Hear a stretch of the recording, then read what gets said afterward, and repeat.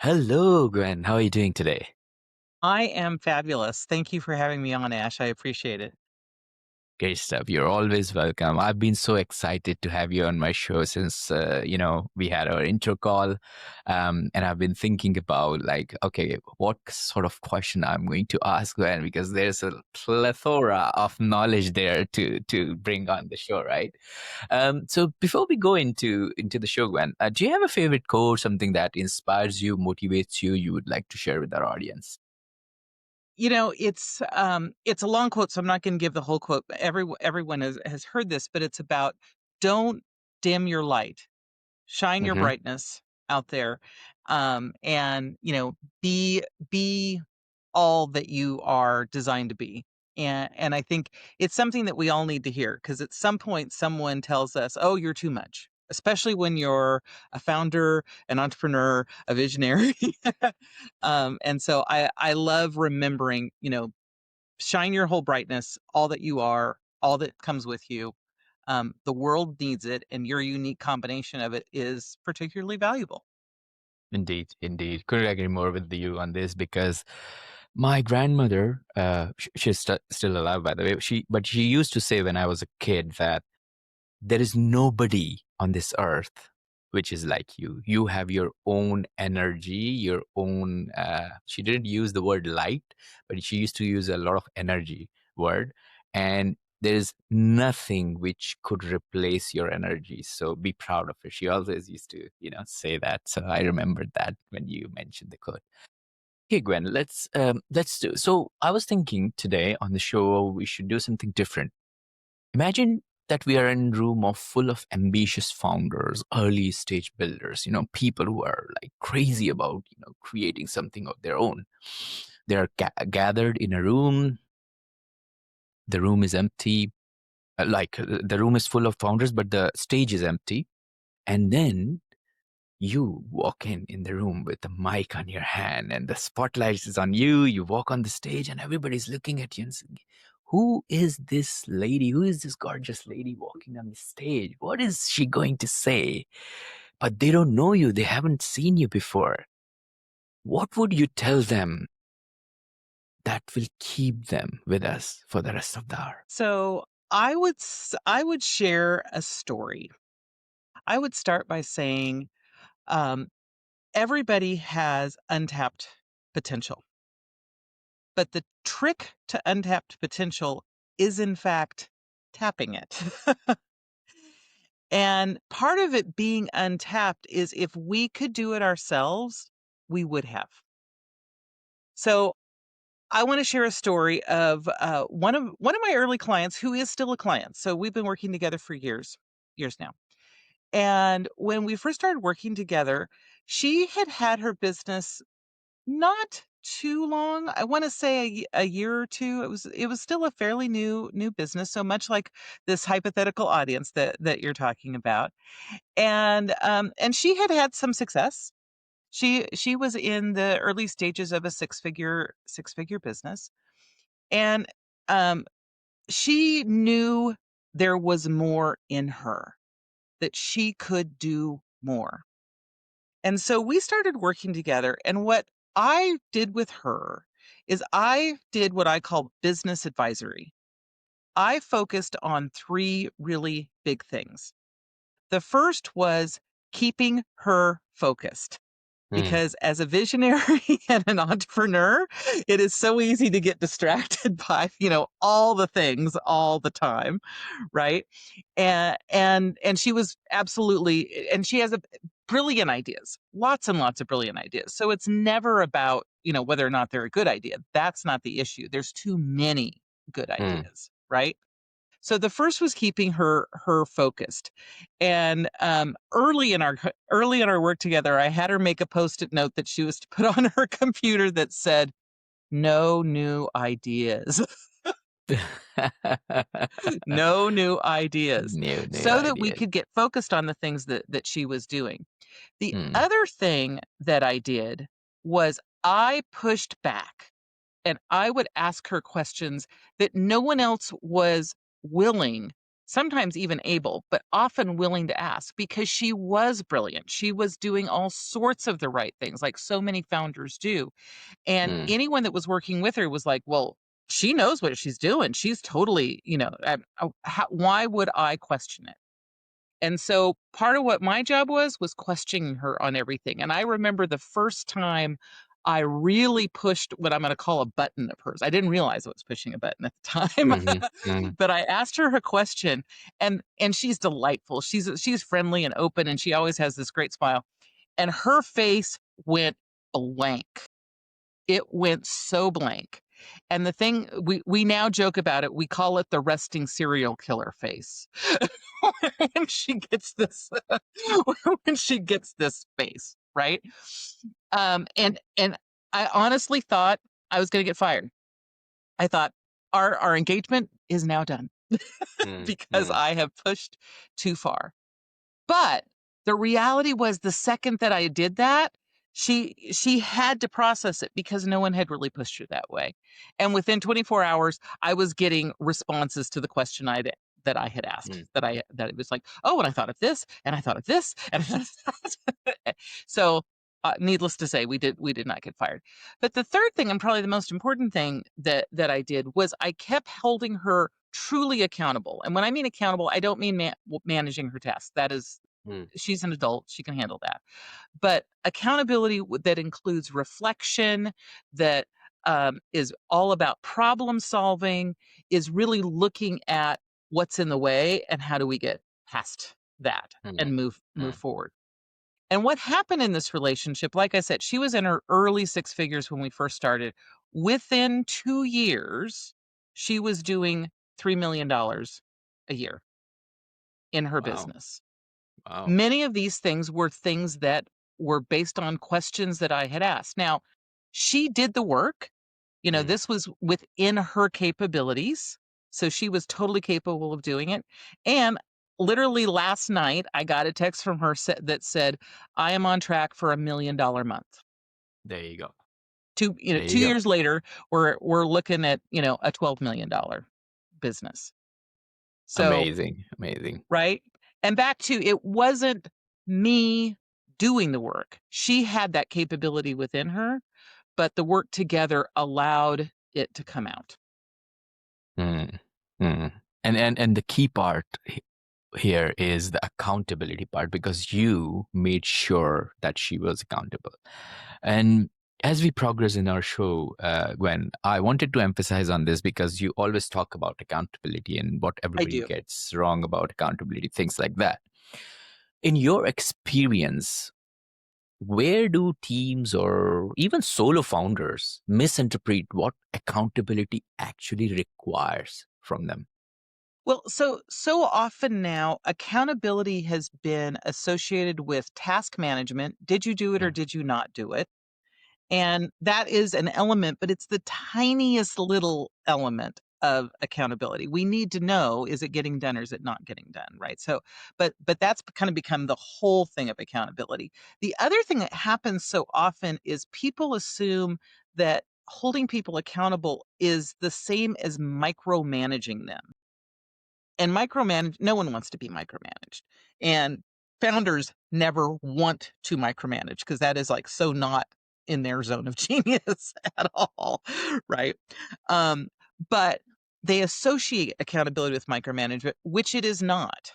mm, Accountability really is about looking at what is and isn't getting done, and then reflecting on both the things that are getting done and the things that are not getting done. Are we mm, actually doing the right things if we're getting them done? If we're not getting them done, what's actually holding us back from getting it mm, done? Instead of just doing shaming, because a lot of times people associate accountability with shame. You know, Ash, what did you do the thing? You didn't do the thing. Well, get the thing done. mm, And that's much more of a shaming kind of conversation than a let's solve this problem kind of conversation. mm, And so that's the other aspect of where I think people really misinterpret what accountability is it's a conversation, and done well, it's a problem solving conversation, and making sure that even if we did get the thing done, were we doing the right thing? in the right time, in the right order. Mm. Just because we often in our world, especially with, urgent, urgent, urgent, running all the time, everything instant delivery, barely hit, buy on your phone and it's at your doorstep kind of thing. We Yeah. get caught in done is so important. But the right things done is important, but the wrong things done actually isn't that important. Yeah, yeah, and all of us have exactly. I mean, we are.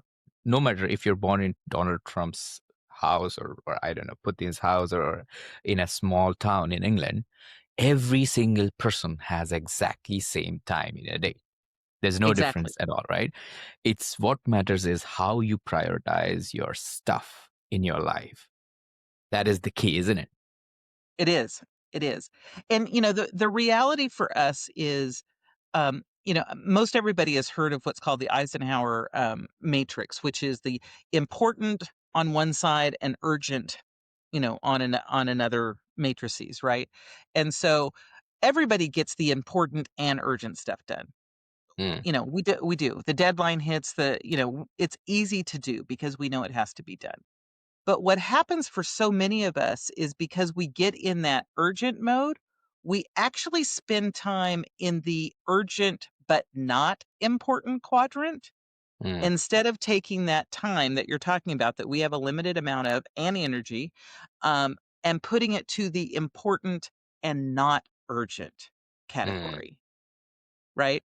And that's where accountability really comes in, is to help people move away from urgent and not important and instead put time and energy up into the important and not urgent. Because if we can get things solved in the important and not urgent quadrant, that means we're doing it proactively, not reactively.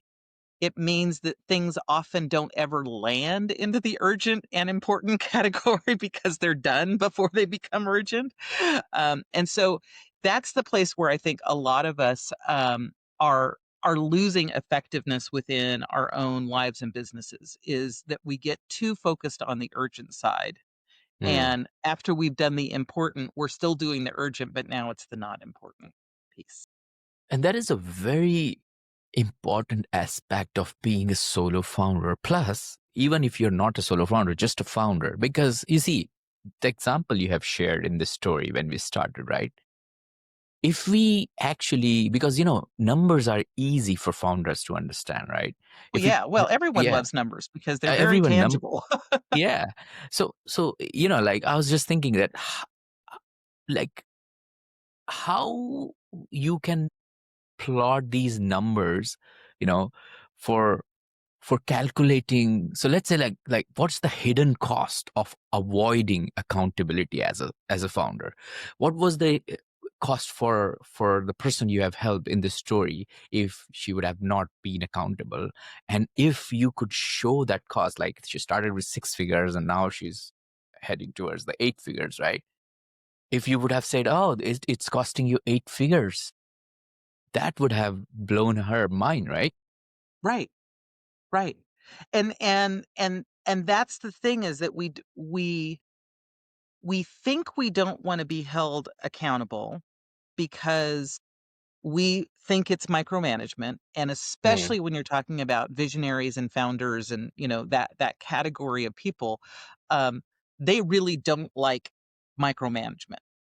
mm. Being micromanaged is so anti their, Yeah, and their that's why they're mojo. leaders. Yeah, Right, yeah, yeah, exactly. It's why they're founders, it's why they're visionaries, right?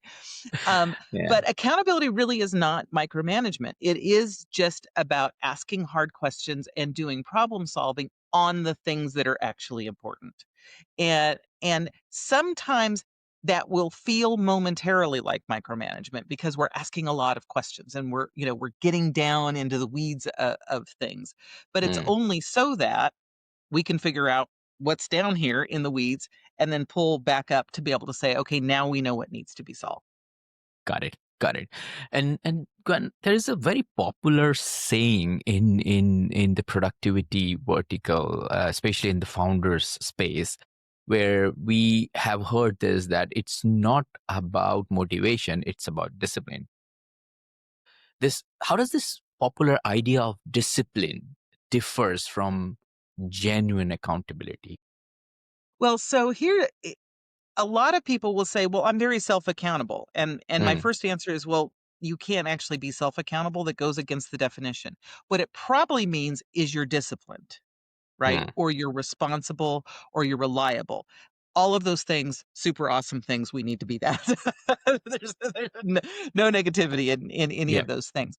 But accountability, true accountability, is actually a conversation. It is a two-way street.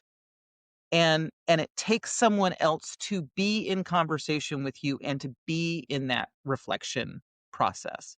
Mm, And so being disciplined is fabulous. Zero issue with being disciplined. And I will say, this particular person, when she was young, she was on track to be an Olympic competitor until she blew out her knee. Okay, so like she was really, really close to being in the Olympics.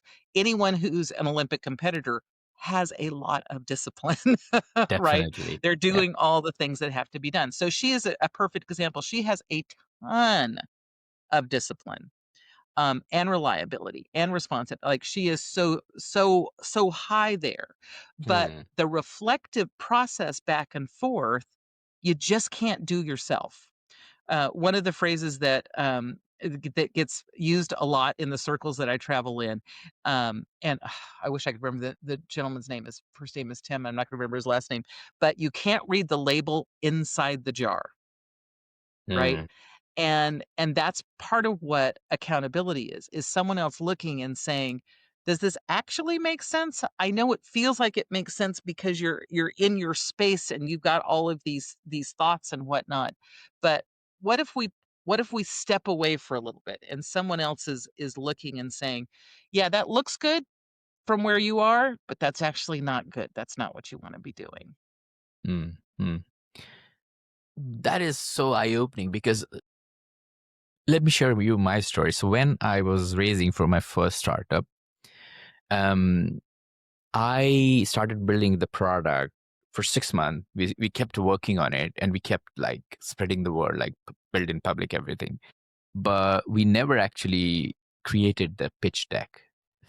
And we were raising. Can you imagine that? We used to reach out to VCs and everything. And then I went back to Oxford.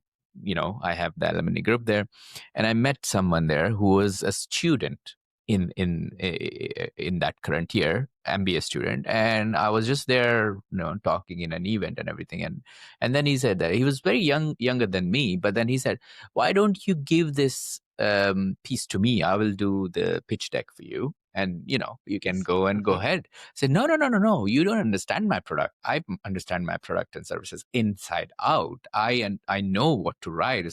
So he asked me a question. Why haven't you written the pitch deck then? Why haven't you created it? You've been doing so good job with your product and it's similar. And I'm like, that's a very good question because I've never asked this. That day, we made a pact. We created a WhatsApp group. He, me, and one of my mentors, we joined that group, and then in that group it said, you are the people who are going to ask me, have I done these things or not? I'm going to give you the timeline as per my availability, and you're responsible to make sure that I'm accountable to it. Said that, I have not just raised, the company is working, we are a very small team, but it is going on. So you see the switch, just involving few people into the loop and having, they're not somebody whom I report to, they're not somebody whom I have to address any kind of problem or solution. They're just there asking me question. Ash, have you done it? Yeah. And that's the thing. It needs good accountability requires someone else who will be there in your corner. One of the phrases that I use often is, I am a highly interested, disinterested party. Hmm, So I don't have any skin in the game. I'm not taking percentages. It's what someone said, you should take percentages of these companies. And it's like, no, because that will change my motivation. And all of a sudden I am inside the jar. hmm, Right. Um, and and so it's like, nope, I'm staying outside the jar. I'm not coming inside the jar. And so but it is that outside perspective, right? It's that piece coming in. But part of it is they have to care enough that they're doing their half of the accountability, right?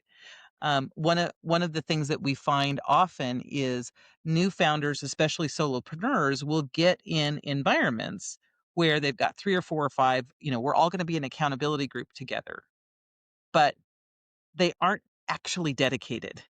Mm. So, "Oh, I can't make it this week. Oh, I've got a sales call. Oh, I've got a this. Oh, I've got a that." And what we find then is all of a sudden it starts falling apart because they aren't absolutely dedicated. Now, that being said, I've also been in groups where you've got, 4 or 5 or 6 people that are in an accountability group, and they are dedicated. That time is blocked. They make sure that they're available to the other people, that that they're following up, um, and that the other, it's happening in both directions. But it's why a lot of times people will hire someone like me as an outside person because now my job is to hold you accountable.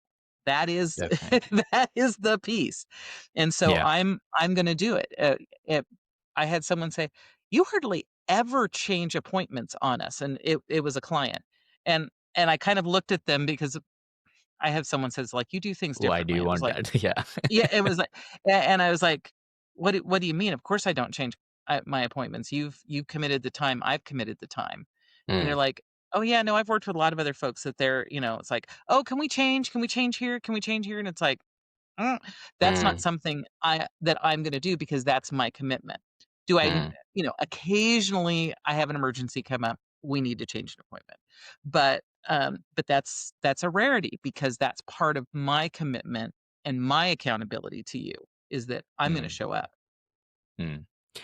And in founders' life, especially solo founders' life, it happens quite often that they have to continuously postpone thing, even though they would move the business forward as it is.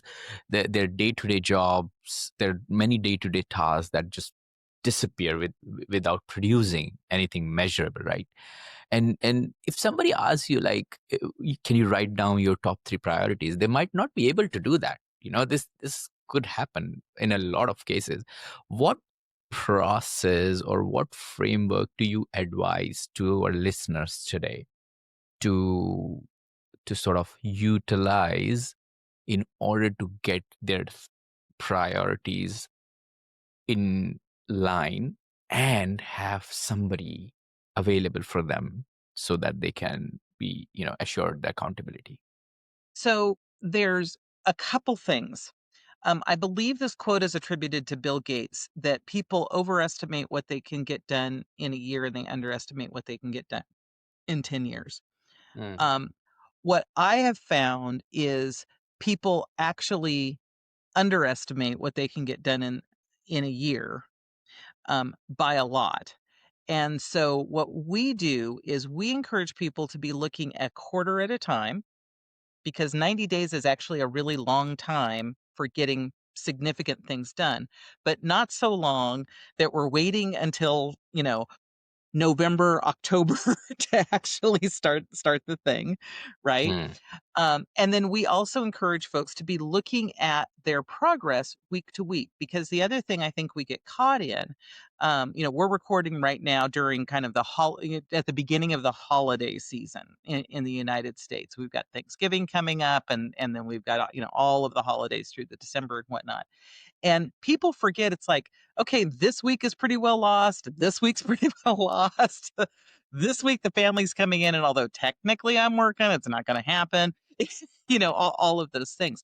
So part of what we encourage is that you're looking at week to week, and mm, each week you're saying, what is the one and at most 3, I mean, really taking it down to the 1 or at most 3 things that really must get done in moving the needle, not in the things that you're gonna do every week. So, like, it's never on my list that I'm gonna show up for a client meeting because 'cause I'm mm, always gonna show up for a client meeting, right? But if I need to send out a set of emails promoting a new product, that might be on my list because I could see that getting pushed and mm, pushed and pushed, right? So what are the things that's moving the needle on my business that's actually doing that? And part of how we define that, because yet, like you said, the priority piece is really important. And, priority really means one. It only became plural fairly recently. Priority really is supposed to be a singular because you can't have multiple priorities. There is Mm. one priority, and then there is a second level after Priority. that, Mm. and so on, right? But one of the things that we also encourage people to think about is, what does success actually mean to us? Right? So, when we started the session, we talked about someone, really growing and scaling their business. And I knew for her that was what success truly, truly meant. There's all sorts of things in her life and her history and everything else that that completely aligns with her. But that may not be success for everybody. Mm. Sometimes success is being able to make sure that I go to every soccer game that my kids are having, Mm. right?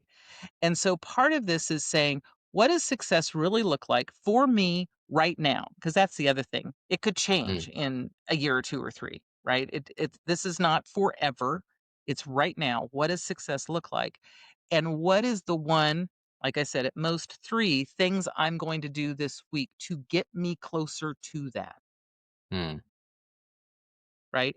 And that's the thing you wanna have held accountable. So, your example that you were talking about, like, why don't you have a pitch deck, which which I love, right, is what was the one thing that was gonna get you closer to getting your funding? Mm. Well, a pitch deck was one of those things, Yeah. right? That needed to be the priority. Having 1,000 more meetings without a pitch deck might, Doesn't but gonna work. Yeah. probably not. Yeah. Probably not, right? What's the next most important thing that I can be doing, to my definition of success, whatever that happens to be? Mm. No, definitely.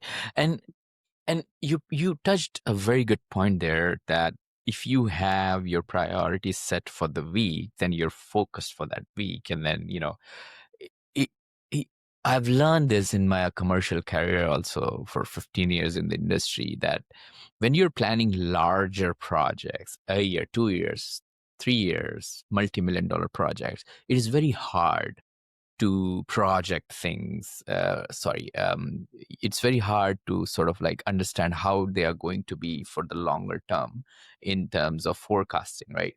You can forecast numbers because you have a budget.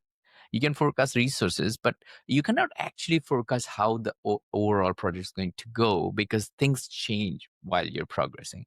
But the more shorter projects you're planning, the more easier it gets because you know exactly what you have to deliver in that particular period of time. You know exactly what kind of value you will receive with it, and you know exactly how much you're spending. So your ROI is very clear.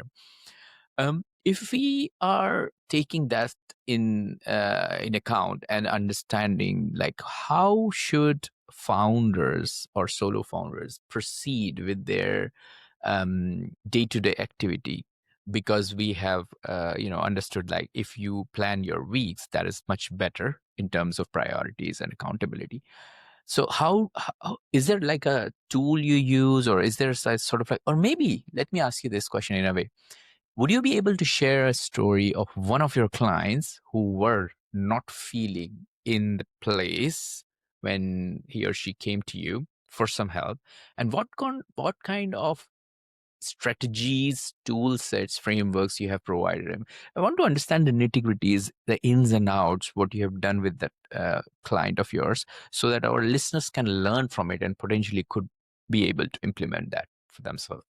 So one of the things is first getting clear on what really, and it's one of those things, this sounds super simple, Mm-hmm. and technically it is, but it's not easy, is being really clear on what is your definition of success. Because what I've come across with multiple of my founders is they have gotten caught in to what social media is defining as Mm, success. If I don't mm, have a seven-figure business, I'm not successful. It's mm, like, maybe, maybe not. Depends on what your actual goals are. If you're wanting to have a team and all sorts of things, then you probably are gonna have a bigger business. But if it's about how much freedom you have and flexibility you have and how much money you have in your pocket, a seven-figure business may not be as wonderful as you think it is. So Yeah. taking the time first, and this is one of the things that we do with our clients when they come in, is to try and get really clear on what does success actually mean. And, Mm, this is something you can do with yourself. You can journal, you can spend some time, but it's not a, 2-minute exercise. mm, Most people, when we really get down to it, have a hard time defining what success really means to them. That's the first thing, because that's going to drive the priorities and the alignment. So that's absolutely the first thing that they clarity. need to do. Yeah. Um, and many times what we've discovered in working, I've got w- probably half of my clients, when we first define that, they define it closer to what I'm going to call a social media definition.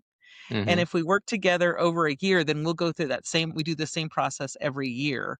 And at the year mark, they're like, yeah, this isn't at all what I actually want. Because they've been paying way more attention to what do I want. So that's the first thing, is getting the noise out of our head and really saying what actually matters to me, not what I'm supposed to want, not what I should want. I use the phrase don't should all over yourself. We don't want to should all over ourselves all the time, right? But one of the next things that a, a particular client, she and I had worked together for a little while, and things were shifting. And that's the other thing, is to be aware when things are shifting for you. In her Mm. case, her son was about to enter grade school. Okay, so Okay. she had a little one at home, and he was about to enter grade school. She also had a physical publishing business. Okay, so she was publishing a magazine. It was a a very curated, very narrow niche, focus magazine, but it was printed.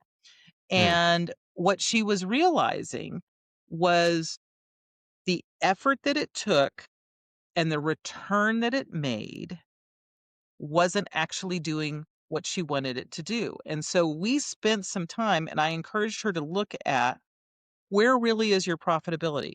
Is your profitability where you really want it to be? Mm. Is this the thing that's making you happy, or is this the thing that you've been doing, right? And it was her dream to create this magazine, and part of mine is like, are you holding on to a dream that's no longer your dream now, Mm.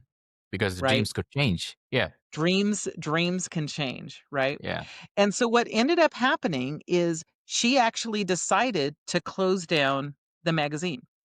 Okay. And because she was working at it from a reflection standpoint, she was able to do it in a way that brought her all sorts of peace. Like, it took effort. I'm not going to say it didn't, that it didn't take effort, because of course it took effort. And it wasn't like, oh, this is all lovely. I mean, like, there's like, oh, I hate doing this, because it too was her child of, Mm. creating this.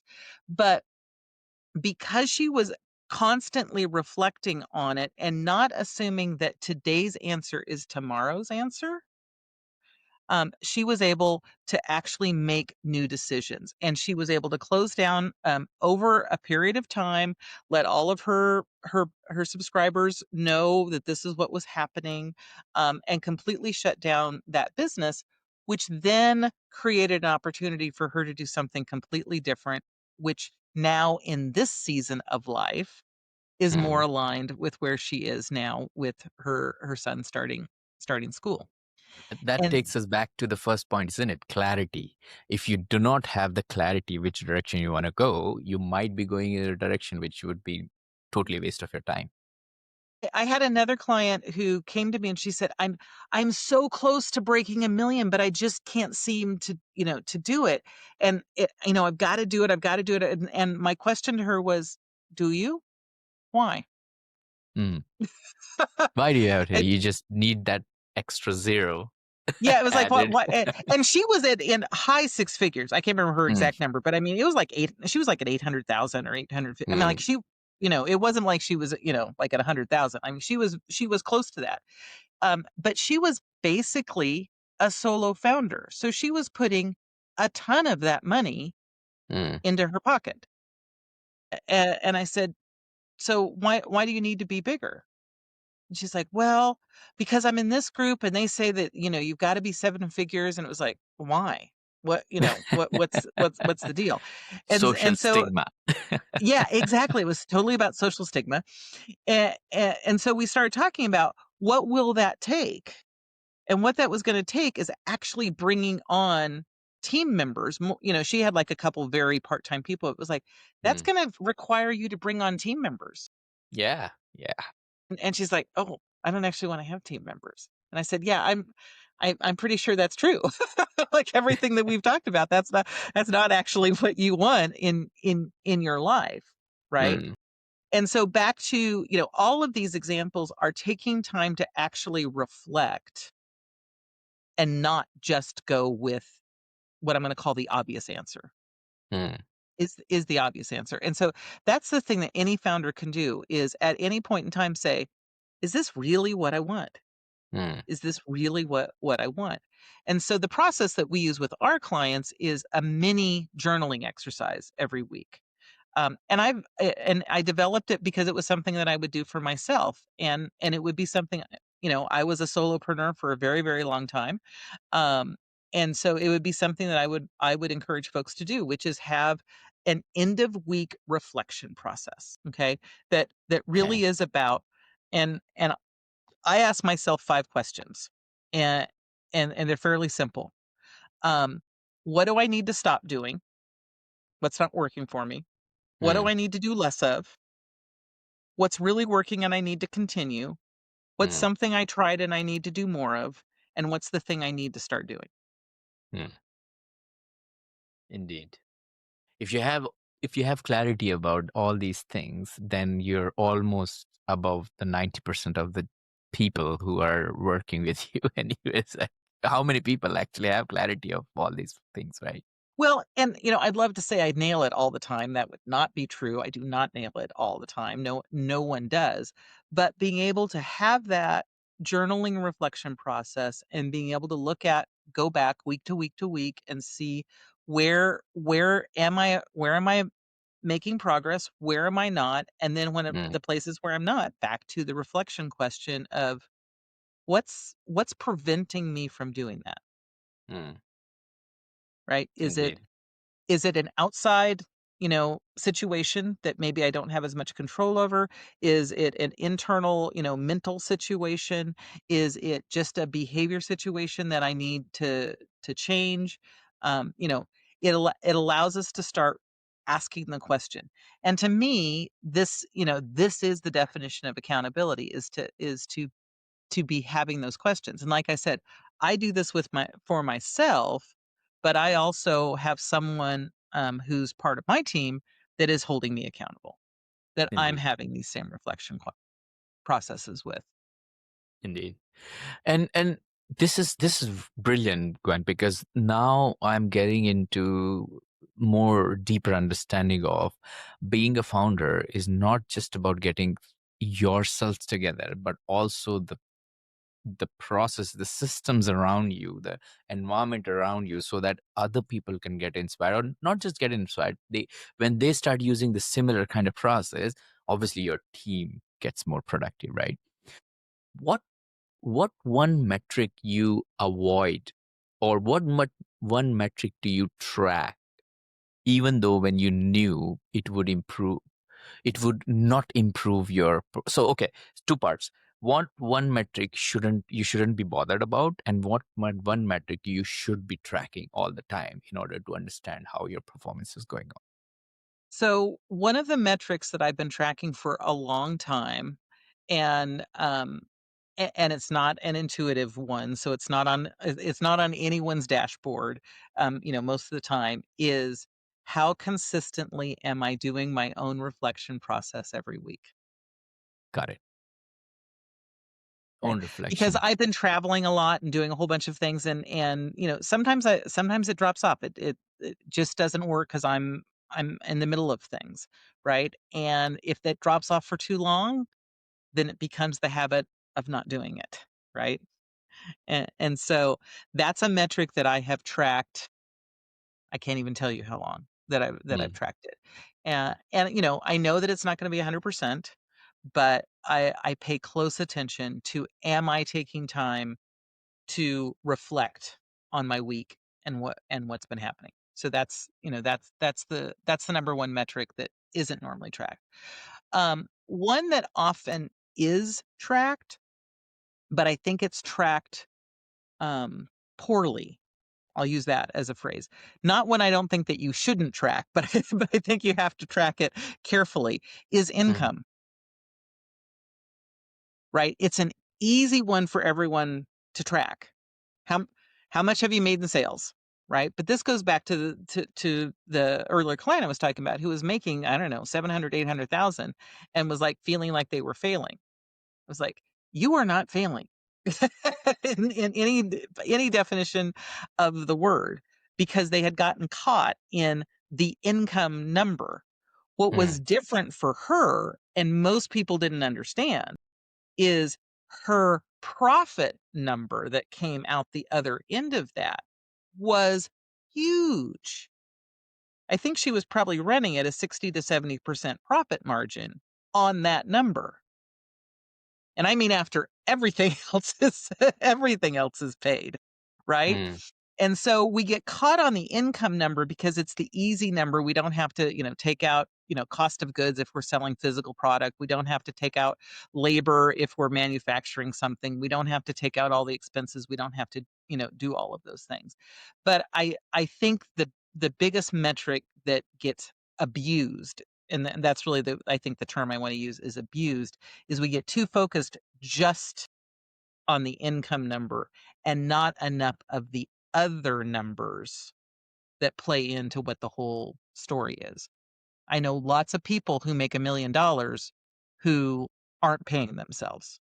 mm, Their business mm. has $1 million in it, but they're not paying themselves. Yeah, and it all comes in around how you manage your numbers, and what I was reading. Profit First, the Oh, famous I book. love That's Profit First and Mike amazing, Michalowicz. I right? used to be a Profit First professional. I love that whole process. Yeah. Yeah. So I was like, oh my God, this is so basic, but it's so effective, for a founder. Going into the similar direction, then, what kind of external accountability could genuinely help you? For example, is it just regular check-ins? Is it just shared goals? Is it just public commitment? Like, what is that you suggest our founders to seek for being more accountable? Yeah, I really I suggest that they find what I'm gonna call a true accountability partner. Mm, Um, and one of the things about accountability partner, I've got a couple things that usually have to be in place. There's always exceptions, but usually this needs to be in place. First, they can't be someone that is close to you, like a husband or a child or a spouse, or any of those kind of things, mm, because they have their own needs that are going to be driving the process, right? mm, They're not quite distant enough. Could be a close friend, and it could be it's great if it's another business owner.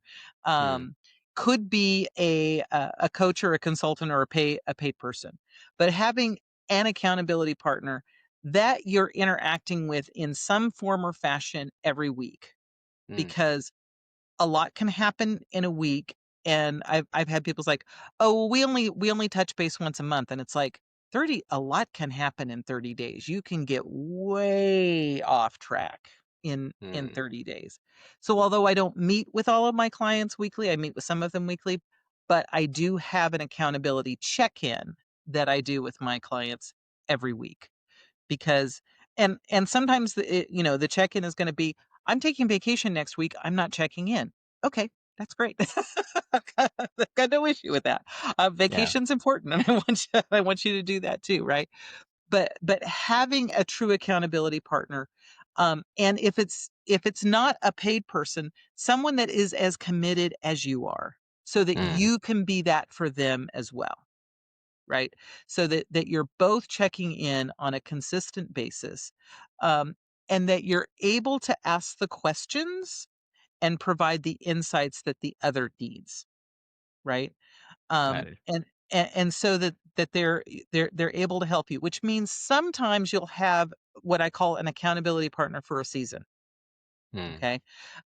They've got a specific set of skills and they need you for a specific set of time. And so it may not be forever. I know some accountability relationships that go on for years and years, and I know some that go on for, 3, 6 months Yeah. because it gets them to where they need to be. One is not better than the other. It's about, Other. is it the right answer for it, right? But finding who that accountability partner is that's committed, and that will support you, in your goals, not put their goals on you, right? Not project their goals on you. So if I want to have a $10 million business, but you want to have a really healthy $700,000 business, I need to not be projecting my Hmm. growth onto you. Hmm. Very interesting. Very interesting. I mean, Gwen, this conversation is going on so well. I could like talk to you the whole night. But unfortunately, we're just heading towards the end of our episode. And I do have the quick fire round ready, which is like 6 quick fire questions for you. At any point, if you think that you don't want to answer any question, just give me a skip and then we can move to the next one. Okay, Is that okay? Okay. I'm Great good. stuff. Great. What are the top 3 strategies to keep your business in line in 2026? Um, Being aligned with yourself, Hmm. having an accountability system in place that works, and not getting caught in all of the noise, and I mean all of the media noise that's going on. Mm. That is very, very important because that just distracts you a lot, right? Great. What book would you recommend to our audience and why? Profit first. Profit first. Pro Profit First, if you haven't read it, is a great book for, really getting your finances in place. I'm gonna give you 2 books. If you've already got Profit First, my other book that I absolutely love is called Thinking in Bets, Bets. Thinking It's in written by bets. Annie Okay. Duke, and, Hmm. she's a former poker professional, and it Mm, makes you think about decision making completely differently. perfect. I'm going to add that into my reading list. Right now, I'm in on E-Myth. So, it's just a trajectory. You read step Yep. by step, right? So I'm going to add that. So thinking in bets, I'm going to add that into my reading list. What one attribute or characteristic in your mind of a successful founder? Persistence. Persistence. Yeah, Grit. because Yeah. because it's gonna take there's times it's gonna go really well, and there's times that you're just gonna have to get through it. Yeah. Definitely. Definitely. What's your favorite personal productivity tool or habit? It really is my own planning system. I actually created my own planner.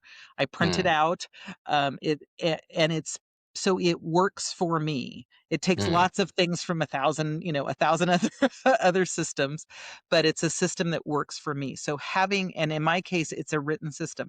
I still do a whole lot of stuff electronically, mm. but it's a combination of both. And so for me, it's about figuring out that system that works for you. Yeah. Yeah. Definitely. What's a new or a crazy business idea you would love to pursue if you had time? Gosh, crazy business idea. I would actually love to come up with a really interesting product or really interesting manufacturing thing to do. I have no idea Mm, what it is, so that's why I'm not giving you any specifics, but I would love to be like, lightning bolted with with one of those things at with some the point, manufacturing. Yeah. um, just just because I think it would be an interesting business to develop. Got it. And last but not least, what's an interesting or fun fact about you that most people don't know? If you read enough history, people know about it, but, I used to be a professional knitting instructor. I taught knitting Wow. all over the world. Wow. That's So amazing. it's not completely unknown because I did it for quite a while, and, depending on what histories you read and whatnot, it shows up. But yeah, I used to teach knitting. That was one of the many unusual jobs. Well, I've we done. have a knitting champion on our show now. That's the verticals are growing. So that's amazing. Hey, Gwen, thank you so much for joining me and sharing your, wisdom. If people want to check out or people want to get in touch with you, people want to understand your journaling system, what's the best way to do it? So the easiest way is to reach out to me at my website, which is everydayeffectiveness.com. And if anything, if someone's like, "Oh my gosh, I feel like I need to ask a question," we have a clarity call button and no charge, no sales, just like let's see if I can help. And happy to have someone schedule a clarity call. Awesome. Well, again, thank you so much for joining us today and sharing your inspiring journey and the impactful work you're doing. It's been an absolute pleasure having you on It Founders has been a Podcast. delight to be on with you as well, Ash. Thank you so much for inviting me. Great stuff.